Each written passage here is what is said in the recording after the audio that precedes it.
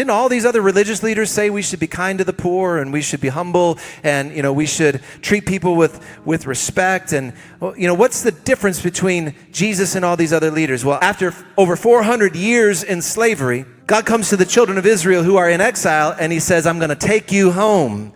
And here's what you're going to do. You're going to sit down with your family, and you're going to share this bread and this wine mixed with bitter herbs, and you're going to sacrifice a lamb, and you're going to put its blood on your doorposts, and then the angel of the Lord that's coming to pass judgment over Israel is going to pass by those homes, going to pass over those homes where there is the blood of that lamb on the doorpost. You say, that's such a strange thing.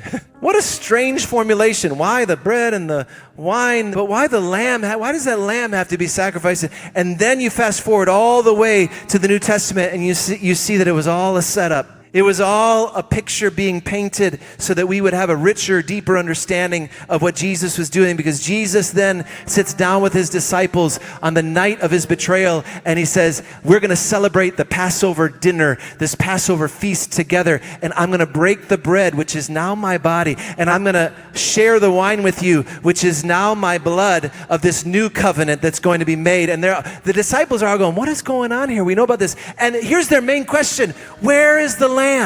We got the bread, we got the wine, but we don't have any lamb here. And it was absolutely intentional at that moment that there is no lamb mentioned, because Jesus is saying, I am that lamb. Not only am I the great shepherd, but I am that lamb.